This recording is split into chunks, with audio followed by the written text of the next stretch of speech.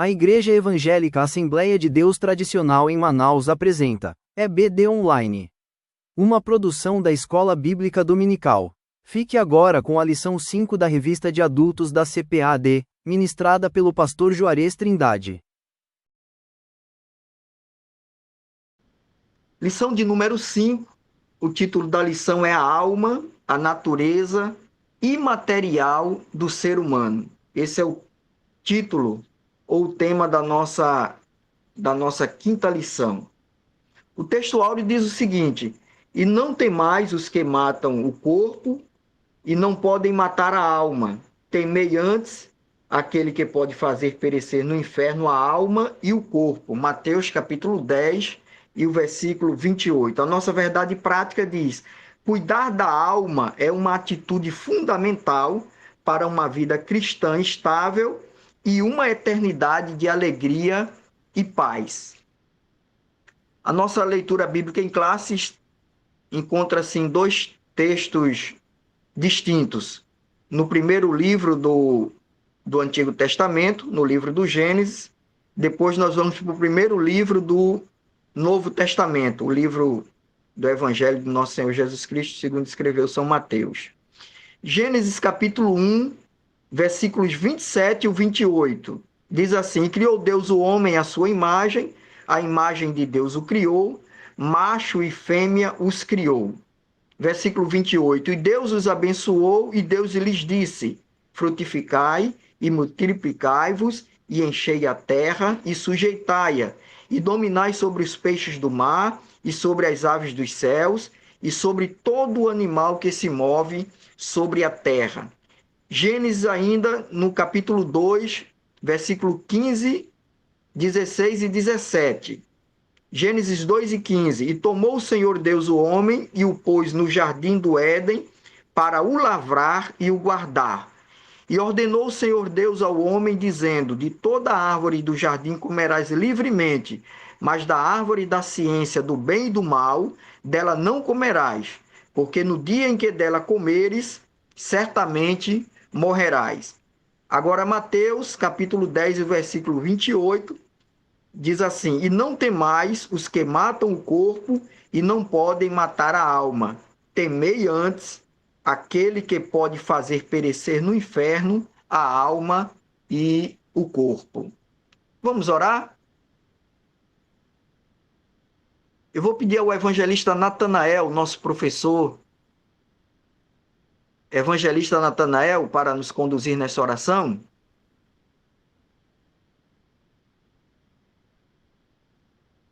Após a oração, o nosso Paz do professor Senhor, está com a palavra.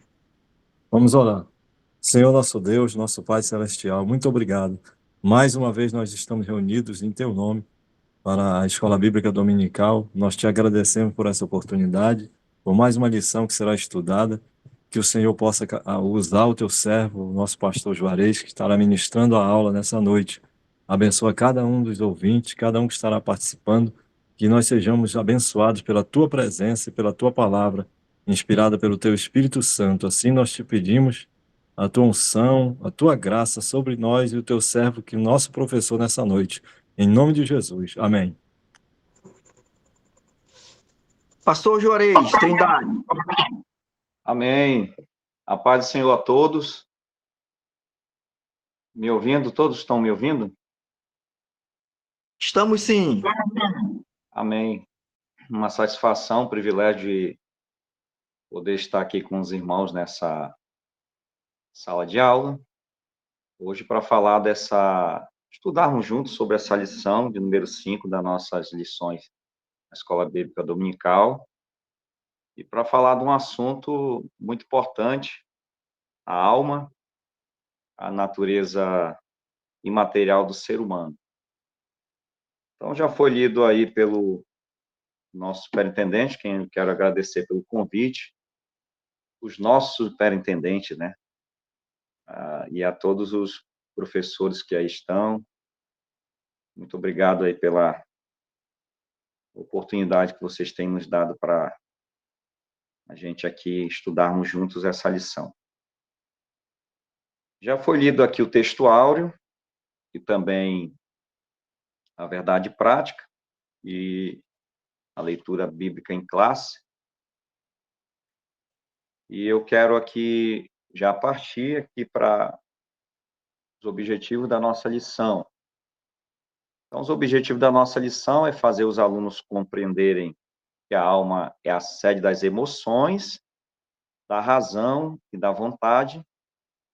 Também demonstrar, o segundo objetivo, demonstrar aos alunos, com base bíblica, que a alma é uma parte imaterial e imortal do ser humano, capacitando-os, né, a refutar visões materialistas, vamos ver esse ponto também. E, por último, conscientizar os alunos da necessidade de cultivar uma alma saudável por meio da oração, da meditação na palavra de Deus e de hábitos santos. Então, portanto, esses são os objetivos da nossa lição. A introdução da nossa lição, o comentarista ele diz que ele fala aqui que na primeira lição que nós estudamos dessas lições, foi apresentado um conceito preliminar, né, da alma, demonstrando o seu lugar na tríplice constituição do homem. Então, o homem ele tem uma tríplice constituição. É muito importante a gente frisar isso, porque nós já estivemos estudando sobre o corpo, e hoje nós vamos adentrar a alma, né? E aí nós vimos também que junto do espírito inseparável dele, a alma compõe parte imaterial ou espiritual do ser humano, que torna uma pessoa criada à imagem de Deus. Então, hoje nós vamos buscar aqui, de maneira nos aprofundando do conceito de extinção da alma. Então, nós vamos estudar seus atributos, a sua importância no relacionamento tanto com Deus, como também com o próximo. Então, essa vai ser o nosso alvo hoje. E eu quero começar aqui falando um pouco sobre a alma, porque hoje nós estamos abrindo, né, a série de lições sobre a alma. Quero citar aqui um texto do comentário bíblico Bico. Bico diz o seguinte, que esse comentário é uma perspectiva wesleyana, né? E ele entende que a alma, de forma holística, ou seja, refere-se a uma abordagem que busca entender algo como todo, não apenas a soma de suas partes, né? Essa forma holística. Ele entende que a alma, assim, de forma holística, como uma pessoa viva e completa, resultante da união entre o corpo e o sopro de vida de Deus. Então, frise bem essa expressão, sopro de vida de Deus, ok? Também eu quero trazer aqui a nossa declaração de fé das Assembleias de Deus, que define a alma como a essência imaterial, invisível e incorpórea do ser humano, sendo a sede do intelecto, dos sentimentos, desejo, emoções e da consciência moral. Então, esse texto é da Declaração de Fé das Assembleias de Deus, que é o livro que cada professor precisa adotar, né? Eu tenho e você também precisa ter, ok? E ele diz ainda que ela é o que anima o corpo e na morte a alma se separa dele, porque a própria palavra morte quer dizer separação, ok? Então, ele diz que a fé da Assembleia de Deus ensina que a alma é imortal, que o destino final, salvação ou condenação eterna, depende da aceitação de Cristo. Ok? Pois bem. Também quero citar aqui Martin Henry, que é um comentarista, uns comentários muito bom, comentário bíblico. Ele descreve que a alma como a parte mais nobre e importante do ser humano.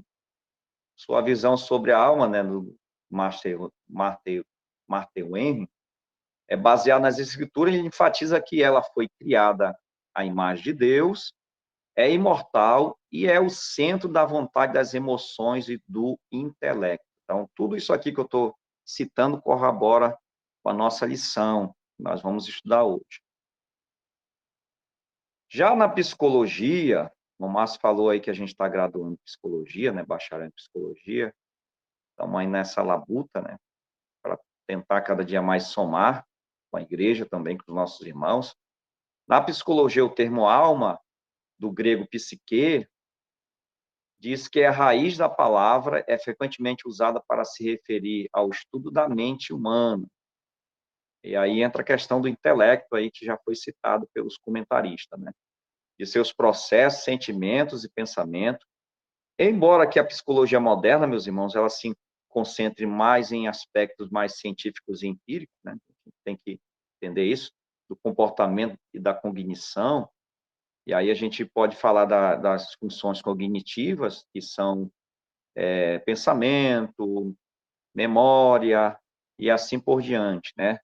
E aí tem as funções também executivas, né? E quem tem a função cognitiva de memória é para memorizar, por exemplo, né? Quem tem a função cognitiva de pensamento é para pensar. Então, é nesse sentido. Algumas vertentes com a psicologia analítica de Carl Jung, também é um teórico bem conhecido na psicologia, consideram como um complexo funcional que engloba o caráter interior, interessante isso, a atitude individual perante o inconsciente, aí ele já puxa um pouco mais para Freud, né? E a essência da vida humana. Então, esses teóricos, eles também corroboram aí de maneira empírica, né? De maneira mais nesse aspecto aí, científico, eles demonstram também, corroboram com aquilo que a Bíblia fala. Já Sigmund Freud, que é o pai da psicanálise, ele usa o termo alma em uma acepção mais próxima do psique. E aí ele vai falar psiqueumente, né, considerando-a a sede das emoções, sentimentos, memórias e comportamento. Então, Freud, ele pregava isso, né, que a alma é a sede das emoções, sentimentos, memórias e comportamento. Aí, tudo isso aqui que eu falei, desses teóricos e esses comentários bíblicos, eles vão corroborar para o primeiro objetivo dessa lição, que é fazer os alunos compreender que a alma é a sede das emoções, da razão e da vontade, ok? Pois bem, vamos para frente. O primeiro tópico da nossa lição, ele está escrito da seguinte forma: atributos da alma. Atributos, sempre quando se falar em atributo, está se falando de qualidades, ok? Então, se fala de atributos, se fala de qualidades. E aí a gente vê que, em primeiro lugar, aqui nós vamos reportar lá para a primeira lição das nossas lições da Escola Bíblica, e também para a Bíblia de Estudo Pentecostal, edição global, inclusive você pode adquirir na CPAD. Olha aí eu puxando a brasa para a sardinha da CPAD, irmãos. Dizendo que a alma, no hebraico, no termo hebraico, nefesh, ou no termo grego, psique, frequentemente é traduzida como vida. Então, alma, tanto nesses dois termos hebraico como no termo grego, são traduzidos como vida. E aí você pode brevemente definir como a parte não material do ser humano. Então, é isso que tanto a lição de número 1, que nós estudamos já, porque ela falou da alma, do corpo, da alma, do espírito, e também a Bíblia de Estudo Pentecostal, edição global. E aí a gente vai ver que também que essa questão imaterial, não material do ser humano, que resulta da união de corpo e espírito, ela inclui mente, as emoções e o livre-arbítrio. E juntamente com o espírito humano, a alma continuará a viver quando a pessoa morrer fisicamente. Isso quer dizer o quê? Que a alma é imortal. E aí nós vamos para o primeiro ponto do primeiro tópico, de volta ao Gênesis. Aí nós vamos lá para o primeiro ponto, que fala que a parte imaterial do ser humano é o que mais o diferencia dos animais, como bem evidenciado na criação. Aí nós vamos ver o texto de Gênesis 2, verso 7, que ele diz assim: E formou o Senhor Deus o homem do pó da terra, e soprou em suas narinas o fôlego da vida, e o homem foi feito alma vivente. Interessante que uma vez eu ouvi o pastor Lenay Cabral falando sobre essa questão do homem como ser vivente e do animal como criatura, né? Ou ser existente. O animal é um ser existente, ou seja, quando ele morre, ele deixa de existir. Mas em relação ao homem como um ser vivente ou alma vivente, a alma, tanto a alma, né, como o espírito, eles continuam eternamente, né? O homem continua com a mesma consciência, ok? Então, o homem é um ser pessoal, criado à imagem de Deus, com autoconsciência. O que é essa palavra autoconsciência? É a capacidade de se tornar o centro da própria atenção. Então, o homem tem essa capacidade, reconhecendo e entendendo os próprios pensamentos, emoções, valores e comportamento. E ele também, como um ser pessoal, ele é autodeterminação, ou seja, ele tem esse autodeterminação, quer dizer que é ato ou efeito de decidir por si mesmo, livre escolha do próprio destino, ou seja, o homem tem livre arbítrio, então ele é uma autodeterminação. Como também ele é uma autoconsciência, ele tem essa capacidade de ter a própria atenção, reconhecer, entender os próprios pensamentos, emoções, valores e comportamentos. E aí o comentarista ele vai dizer que o Criador fez no seu representante, dando-lhe poder de governo sobre toda a obra criada. E a gente vê que essa capacidade foi passada por Deus a Adão, e Deus também deu ordem: encher a terra, sujeitai-a e dominar. Então, Deus deu essa capacidade para o homem de um ser pessoal, ter essa autoconsciência e autodeterminação. Então, o homem pode, sim, decidir o que ele vai fazer. E essa capacidade de administração, compreensão e decisão moral é o resultado exatamente do caráter consciente e autônomo da alma humana. Então, somente o homem tem essa capacidade de administrar, de compreender e também da decisão moral. E aí nós podemos exemplificar, no original, na aptidão de lavar e guardar o jardim, nós vemos aí que o homem tinha essa aptidão, né? Ou seja, essa consciência. Ele discernia entre o certo e o errado e fazer as escolhas.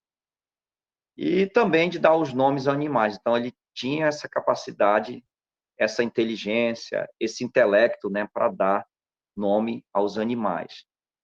E aí nós vemos que o comentarista fala que tem, também que a partir dessa afetiva, né, a parte afetiva do homem, o que é a parte afetiva? É a capacidade de experimentar, expressar e reagir a emoções e sentimentos. Isso é a parte afetiva do homem.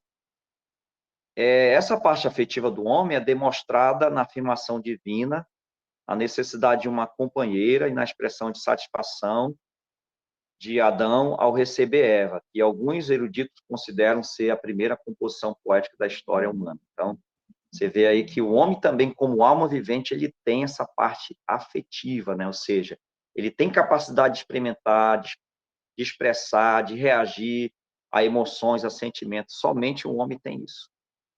Os animais, né, não têm. Ok? Vamos para o ponto 2, então, do nosso primeiro tópico. Ele diz assim: entre o espírito e o corpo. Então, a alma do homem é a sua personalidade, como diz aqui o comentarista. O que é personalidade, pastor? Personalidade é o conjunto de características psicológicas que determinam padrões únicos de pensar, sentir e agir, que define a individualidade de uma pessoa. Então, cada ser humano, tem a sua personalidade, né? Cada pessoa é diferente, não há pessoa igual a outra. E aí, quando ele fala sobre que a alma do homem é a sua personalidade, ou ele coloca aqui como o distintivo pessoal, né? Quando a gente lê essa palavra, a gente lembra logo do distintivo da polícia, né? Que é a identificação, ou seja, a identificação do homem é exatamente a sua alma. Porque é a sua alma que vai fazer ele falar. Eu estou falando aqui, não é simplesmente pelo corpo, mas estou falando aqui porque eu tenho alma.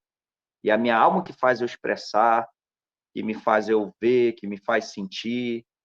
É a alma do homem que faz tudo isso. Então, aí nós vemos que são 3 principais atributos nessa questão da alma.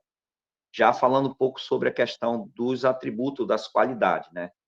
Emoção ou sentimento, razão ou intelecto e volição. O que é essa palavra volição? Ação de escolher ou decidir, ou seja, ou vontade, né? Então, o homem tem poder de escolha. Quando se fala que o homem ele tem esse atributo, essa qualidade de volição, ou seja, ele tem poder de decidir, ele tem poder de escolher.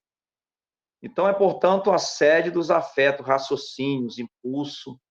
E aqui, quando eu leio essa palavra impulsos, eu lembro muito que Freud fala sobre os impulsos da vida, né, impulso da morte. Então, o homem ele tem essa consciência de vida e também de morte. E desejos e decisões. Então, o ser humano, ele emprega esses atributos em sua comunicação com Deus, com o mundo físico e principalmente seus semelhantes. Então, para ele ter comunhão com Deus, a alma serve-se do espírito. E aqui um detalhe interessante, né? Quando o comentarista fala que para o homem ter comunhão com Deus, a alma tem que servir-se, né? Ou seja, ela tem que me expressar que tomar carona do espírito, né? Porque na realidade a gente tem que entender essa questão da funcionalidade, né, do ser humano composto, essa funcionalidade do corpo, da alma e do espírito. Então, geralmente eu falo aqui rasamente, né, o homem, ele, na função da alma, é o que faz ele ter o intelecto, pensar, falar, executar. E quando se fala do espírito, a gente já se fala de uma comunhão com Deus. Então, para o homem adorar a Deus, ele tem que pegar carona no espírito. É muito importante salientar isso aí. Ele precisa pegar carona, porque quando o espírito está separado de Deus, morto de Deus, né? Porque a gente sabe que o espírito do ser humano ele só pode voltar à vida, ele só pode voltar à sua função quando ele aceita Cristo. Então, se o espírito está morto, eu volto a falar aqui que quando a gente fala de morte, é separação, ou seja, o espírito está separado de Deus, não tem como a alma do homem ter essa comunhão com Deus. Então, ele precisa do espírito. Por isso que o comentarista fala aqui que a alma serve-se do espírito. Ok? Então, para comunicar-se com o próximo, a alma, o veículo dela é o corpo, né, e os seus órgãos sensoriais. Então, a gente se comunica com o ser humano através da pele, dos olhos, dos ouvidos. Os irmãos, por exemplo, agora estão olhando aqui para o vídeo, estão se comunicando comigo, né? Vocês estão ouvindo pelo ouvido, vocês estão se comunicando. E eu estou comunicando vocês através da minha boca. Então, é dessa maneira que a gente se comunica com o próximo, através do nosso corpo e dos nossos sentidos também, dos nossos órgãos sensoriais, né? E, por fim, aqui nesse segundo tópico, a gente tem que destacar que pode-se dizer, então, que a alma funciona entre o espírito, que se conecta com Deus, o ser divino, e o corpo, que se conecta com o mundo dos homens. Aí a gente vai para o texto de Lucas, capítulo 1, verso 46 e 47, quando Maria disse, né, a minha alma engrandece ao Senhor e o meu espírito se alegra em meu Deus Salvador, meu Salvador. Ok? Vamos lá para o terceiro tópico para a gente correr aqui, né? A alma abatida. Ele vai falar dos afetos da alma em relação a Deus, são vistos na poesia do Salmo 42, quando o salmista diz, por que estás abatido, ó minha alma, e por que te perturbas em mim? Espera em Deus, pois ainda o louvarei na salvação na salvação da sua presença. E ele vai também trazer aqui o contexto, indica que o autor experimenta aflição espiritual, em alguma crise em sua comunhão com Deus. Então, isso quer dizer o quê? Que a alma, quando ela está abatida, ela está sofrendo alguma aflição espiritual, alguma crise na vida, né? E, por fim, aqui, já quero passar aqui para a gente passar para o segundo tópico, na nossa sinopse aqui, ele diz o seguinte: a alma é a sede das emoções, da razão e da vontade, expressando a personalidade humana criada à imagem de Deus. Pois bem, vamos então para o tópico 2, a natureza da alma, a imaterialidade e a imortalidade. Distinção de substância, primeiro ponto aí desse segundo tópico. Então, a gente vai ver que o texto de Mateus 10, 28, que está balizado ali na nossa leitura bíblica em classe, é um excelente fundamento para o estudo da alma, né, como parte da natureza imaterial do ser humano. Aí, o que diz lá o texto?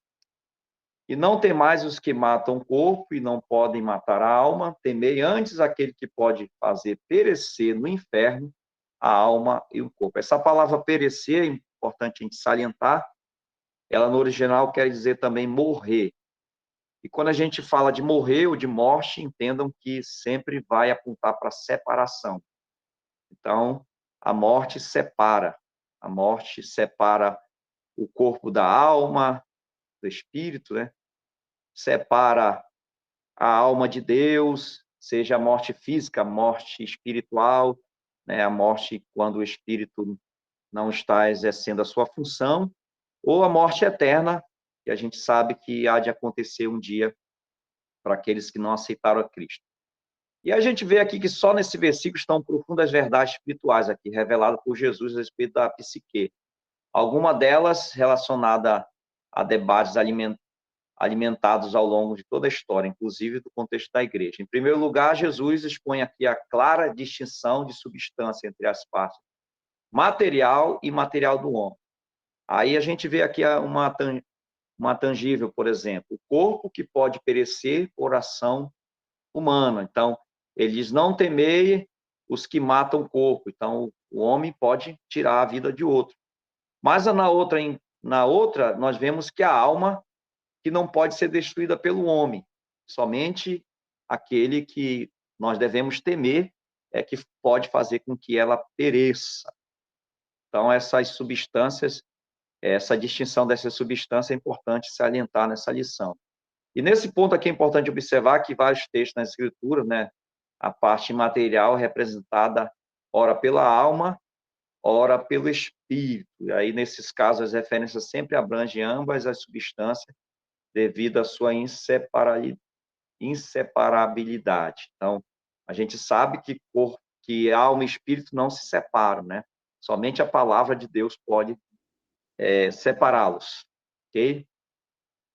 E aí, quando a gente lê também, você pode ler, não vai dar tempo para a gente ler agora, você pode ler na lição de número 1, lá no tópico 2, que ele fala da distinção entre alma e espírito, para você ter mais entendimento a respeito dessa questão de alma e espírito. Mas eu quero citar aqui o que o pastor Antônio Gilberto, né, em sua Bíblia com comentários, ele fala a respeito disso. Ele diz que, à luz das Escrituras, o Espírito é a fonte da vida recebida de Deus. O Espírito usa e transmite essa vida à alma. Lembram daquela de alma pegar carona no Espírito? Está aqui, ó, o Gilberto falando para nós aqui também no seu comentário.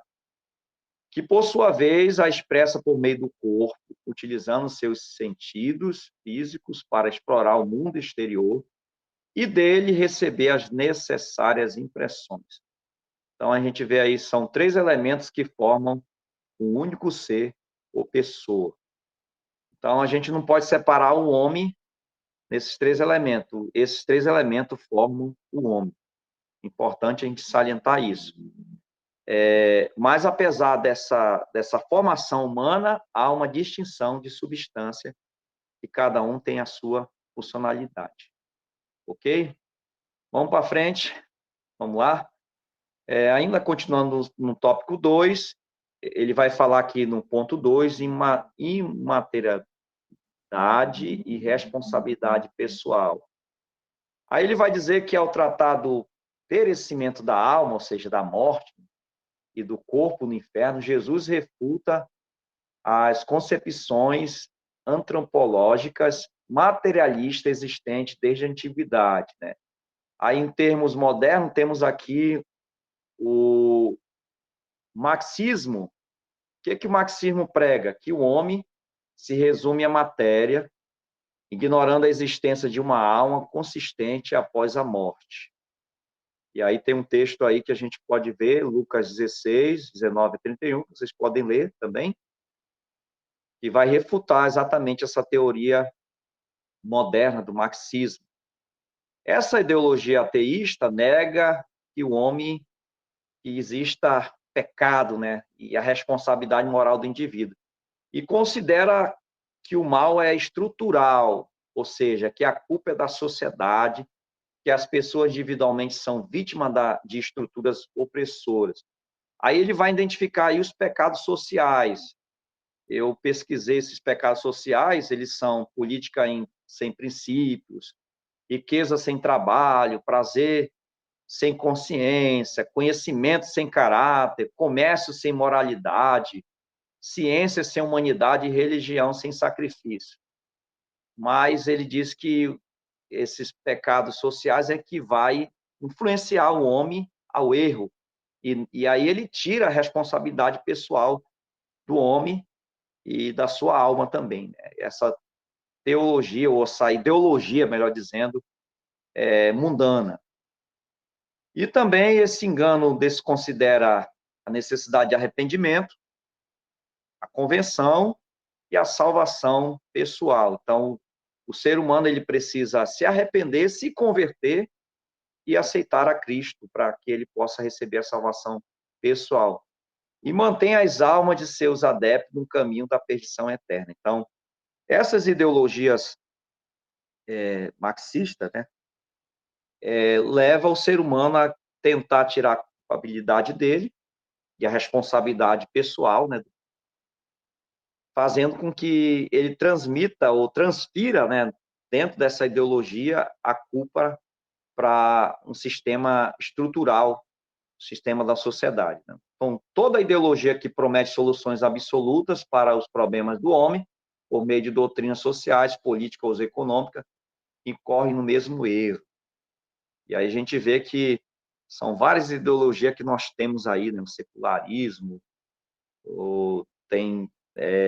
tem várias ideologias, filosofias que estão em pauta, né? Hoje, inclusive, eu conversava com uma mãe sobre um adolescente e ela dizia que o pai tem encaminhado o filho para a maçonaria, porque,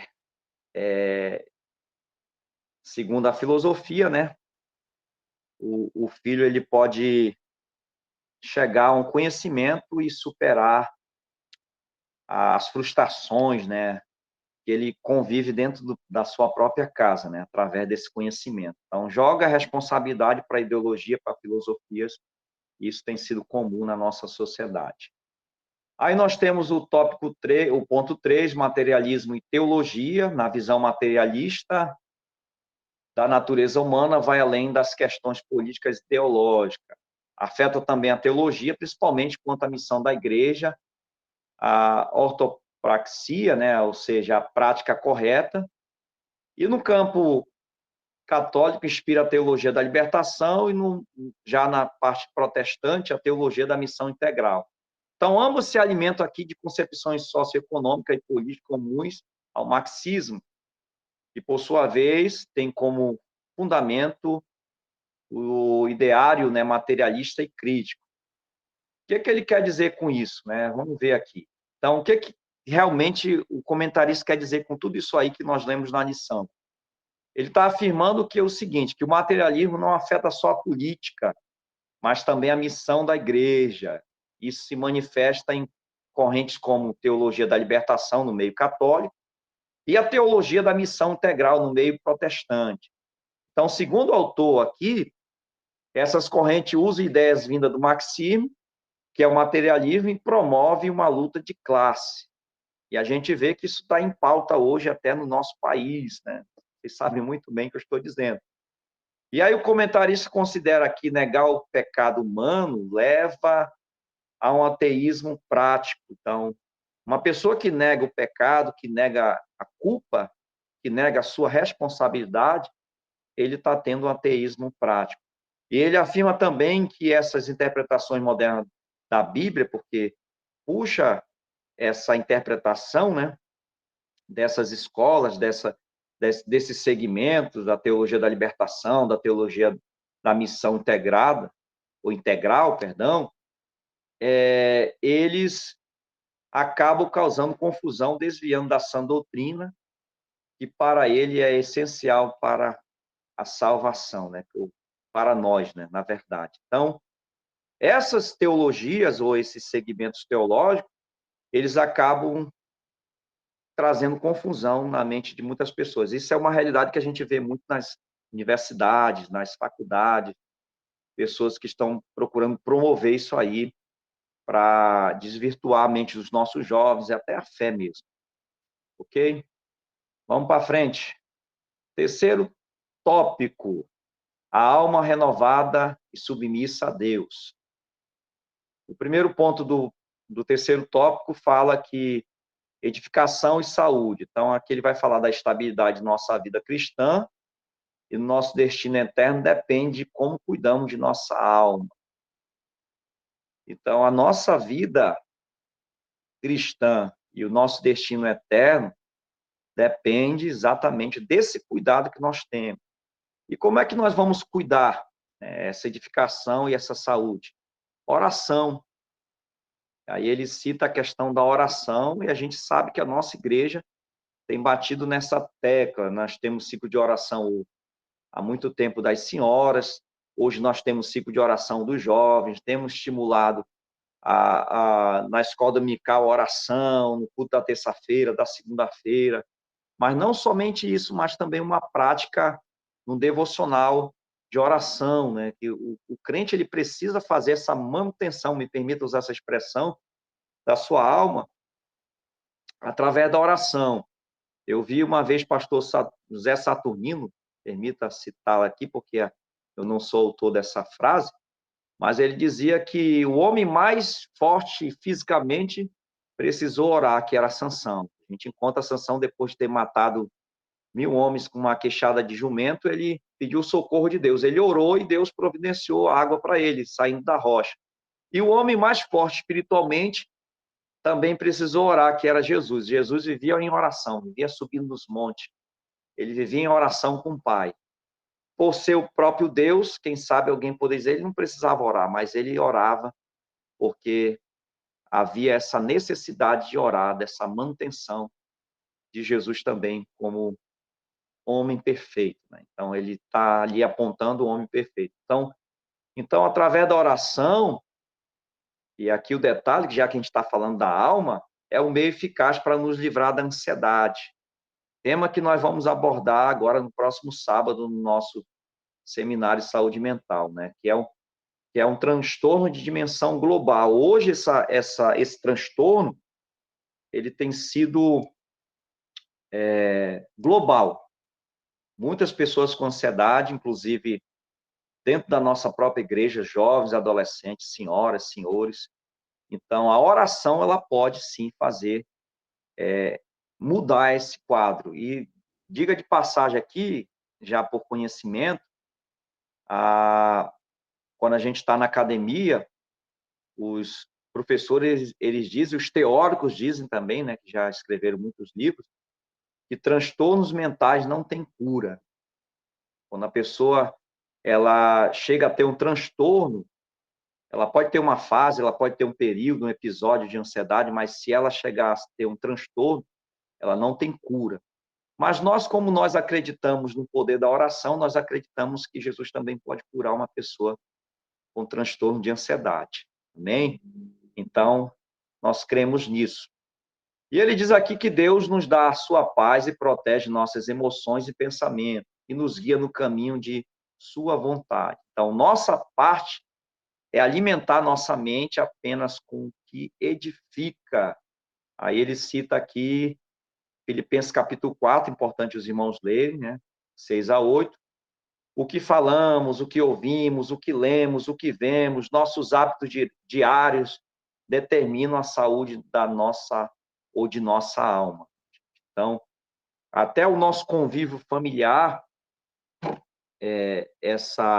esse vínculo familiar, essa estrutura familiar, o culto doméstico é muito importante. Nós cuidarmos dos nossos, né? Sejam eles idosos, como as crianças ou jovens adolescentes, é muito importante a gente estar alimentando a nossa alma e protegendo também, ok? E o ponto 2 do terceiro tópico, já estou partindo para o final, irmão Márcio, ele diz aqui, purificação e renovação. Ainda quanto aos cuidados da alma, a Bíblia nos adverte dos maus pensamentos, dos desejos impuros e perversos, das intenções e inclinações malignas. E aí a gente vê que isso está patente na Bíblia, está explícito na Bíblia. Tudo isso aqui que o comentarista está falando, tem vários textos aí, os irmãos podem acompanhar. E ele diz que nós devemos purificar e renovar a nossa alma, para que sejamos transformados e experimentemos a boa, agradável e perfeita vontade de Deus, baseado no que disse Paulo aos Romanos, né? Não vos conformeis com este mundo, mas transformai pela renovação do vosso entendimento, para que vocês experimenteis qual seja a boa, agradável e perfeita vontade de Deus. E também vivendo em santidade e em temor. A necessidade de nós vivermos em santidade, em temor a Deus, vai nos resguardar exatamente dessas questões que ele cita aqui, maus pensamentos, desejos impuros e perversos. Se a gente viver em santidade e temor a Deus, com certeza nós seremos resguardados. Então, eu quero aqui já, para finalizar, irmão Márcio,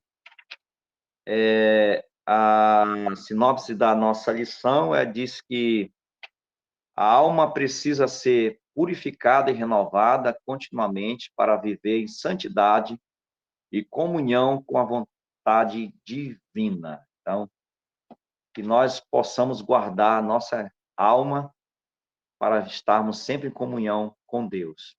A conclusão diz: o cristão precisa viver em plena santificação, importante, esse cuidado que nós já citamos aqui, que é uma alma renovada e submissa a Deus, o que inclui a contínua rejeição de pensamentos, sentimentos e desejos pecaminosos, mantendo pura a sua alma.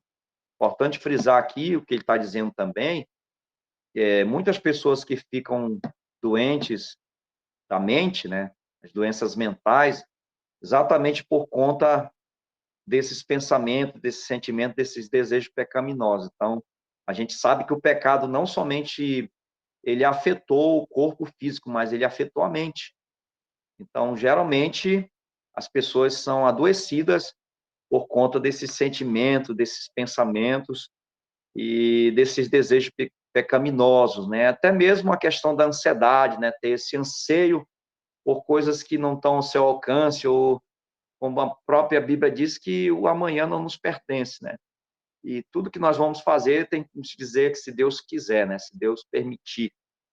Aí ele conclui aqui dizendo que atribui-se a Lutero a frase que diz, essa frase aqui é muito interessante: não podemos impedir que os pássaros voem sobre as nossas cabeças, mas podemos impedir que eles façam ninhos sobre elas. Então, eu encerro aqui essa lição. Acho que eu já passei 5 minutinhos aí, irmão Márcio. Mas estou no horário, né? Está no horário. Amém. Desde já agradecido. Tinha muita coisa para falar, mas o nosso tempo não nos permite, tá bom?